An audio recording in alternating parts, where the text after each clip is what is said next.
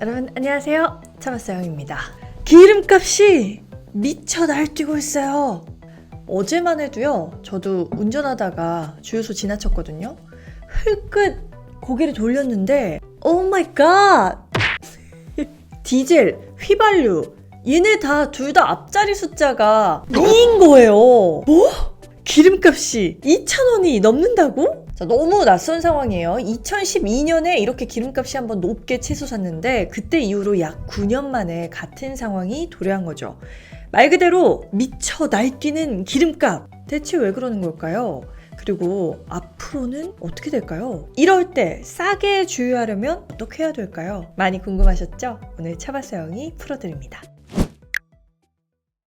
아니 무슨 올림픽이야? 기름값이 막 혼자 높이 뛰기 하고 멀리 뛰기 하고 난리가 났어요. 도대체 왜 이렇게 비싸지냐? 기름, 그러니까 원유 가격이 비싸졌기 때문이죠. 그럼 원유가 왜 비싸졌냐? 수요는 그대로인데 공급이 줄었으니까요. 그럼 공급이 왜 안 되냐? 네, 여러분이 추측하실 법한 그 이유 맞아요. 러시아 사태 때문입니다.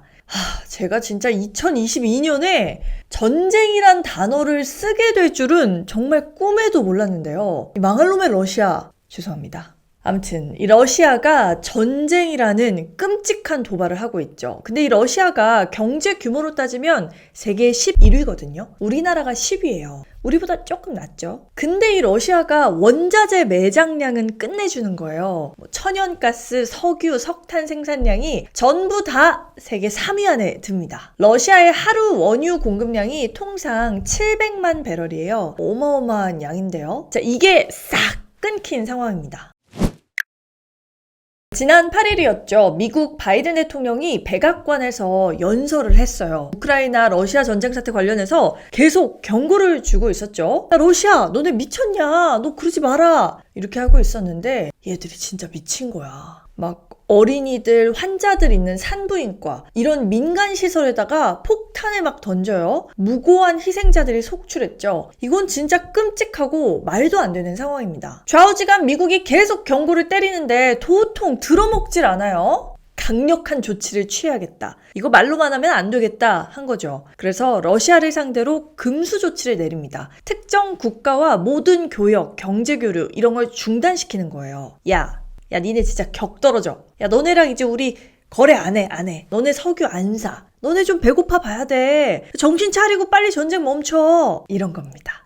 잘한 결정이긴 하죠. 이렇게라도 해서 러시아에 압박을 줘야죠. 전쟁을 중단시킬 수 있게요. 근데 전 세계적으로 이 결정이 굉장한 악재가 된 것도 현실입니다. 러시아산 원유가 시장에 안 풀리면서 말 그대로 수급 대란이 온 거죠. 대체재가 마땅치 않거든요. 국제 유가 가격이 오를 수밖에 없는 겁니다. 자, 2월 3일자 중앙일보 헤드라인 보시면요. 국제 유가가 7년 만에 최고치다. 아유, 난리 났어요. 서부 텍사스산 원유가 88.26달러에 거래됐다라고 하죠. 자, 지금 한 달 정도 지났죠. 어떨까요? 더 올랐습니다. 배럴당 100달러도 훌쩍 넘었죠. 원유 가격이 치솟으면서 우리나라가 수입해오는 가격 당연히 높아진 겁니다. 국내 수입 원유의 기준은 두바이유인데요. 이 두바이유도 지난 1년간 가격 그래프를 한번 보실게요. 자, 2월 달쯤에도 근 1년 동안 상당히 높은 수치였어요. 근데 보시면 3월 달에 빵! 배럴당 100달러가 넘으면서 역시 미쳐 날뛰고 있습니다. 기름값이 완전 금기름 된 거예요. 자, 이렇게 귀한 금기름을 우리나라 정유업계가 사들이면서 평소보다 비싼 값에 사올 수밖에 없겠죠. 거기다가 유류세, 교통세 등등해서 정유사가 부담하는 세금도 상당한 수준이에요. 그러니까 장사를 하려면 정유사도 마진 남겨야 되잖아요. 정유사에서 기름을 받아가는 주유소도 똑같이 마진을 남겨야 되죠. 그렇게 타고 비싸진 기름을 우리가 울면서 사는 거예요. 2,000원 넘게 주고. 문제는 이 기름값이 당장 하루아침에 안정기에 접어들 것 같지 않아요. 오히려 더 오를 가능성이 매우 큽니다. 국제 유가에 따라서 국내 기름값이 영향을 받는데 그때 시차가 생기기 때문이에요. 보통 이 정유사가 해외 시장에서 원유를 들여오고요. 정제 과정을 거쳐서 전국의 주유소로 보내죠. 이 과정이 통상 2에서 3주 정도 걸린다. 한 달 가까이 걸린다. 이렇게 봐야 돼요. 그러니까 지금 현재 유가가 최고치 달러를 찍고 있잖아요. 아무리 지금 국내 기름값이 올랐다 하더라도 지금 당장의 국제 유가는 바로 반영이 안 된 상태인 거예요. 그러니까 이게 반영이 되면 기름값 2,000원이 정말 우스울 정도로 더 올라갈 겁니다. 기름값이 3,000원까지도 뛸 거다라는 전망도 상당하죠. 좀 무서운 건요. 우리가 아는 이 기름값 여기는 사실 유류세 인하분도 반영된 거예요. 아까 제가 정유사가 해외 시장에서 원유를 사올 때 세금 막 부담해야 된다라고 말씀드렸죠.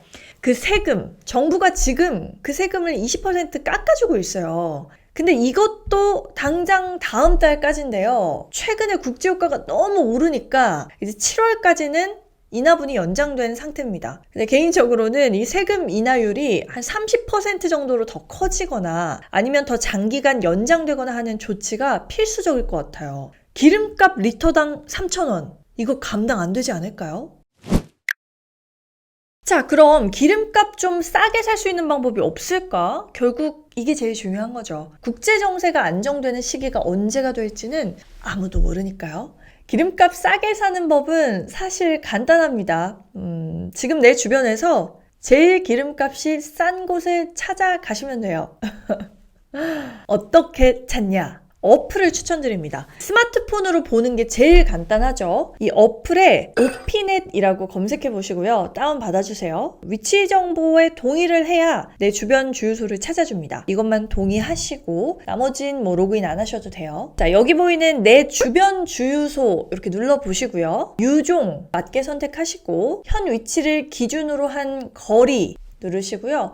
우린 저렴한 기름값 찾아야 되니까 최저가 이런 식으로 검색 조건 설정하시면 됩니다. 최고가와 최저가 차이가 많이 나죠. 무시할 수 없는 숫자예요. 우리가 기름 넣을 때 1리터만 딱 넣는 게 아니잖아요. 이거 모이면 은근히 큰 숫자입니다. 근데 이쯤 되면 질문하실 수 있을 거예요. 아니 근데 왜 주유소마다 기름값이 이렇게 천차만별이에요? 주유소의 위치가 엄청 큰 영향을 미칩니다. 생각해보세요. 강남대로에 있는 주유소랑 한적한 시골에 있는 주유소랑 주유소가 내는 자릿세부터 엄청난 차이가 있겠죠. 주유소 위치가 접근성이 높은 곳에 있으면요. 주유소에서 마진을 남기기 위해서라도 기름값을 더 받는 거예요. 그래서 기왕이면 여러분들 기름 넣기 전에 이렇게 오피넷 한 번씩 들어가 보시고요. 근거리에 주유소가 여러 개 있으면 기왕이면 가장 저렴하게 주유할 수 있는 곳으로 가시는 게 현명할 겁니다. 이미 아마 많은 드라이버분들이 활용하시고 계실 텐데 혹시 아직 오피넷 모르시는 분들 계실까봐 한 번 더 말씀드렸어요. 천정부지로 치솟는 무서운 기름값. 오늘은 기름값이 올라가는 이 구조적인 이유와 앞으로 더 내릴지 오를지 이 전망까지 전해드렸습니다. 그동안 조금 기름값에 관해서 알쏭달쏭 하셨던 게 풀리셨으려나 모르겠네요. 저는 또 유익한 컨텐츠로 또 도움되는 이야기로 찾아오겠습니다. 참았어요. 구독, 좋아요, 알림 설정 해주시는 거 절대 잊지 마시고요. 좋은 하루 되세요. 빠이!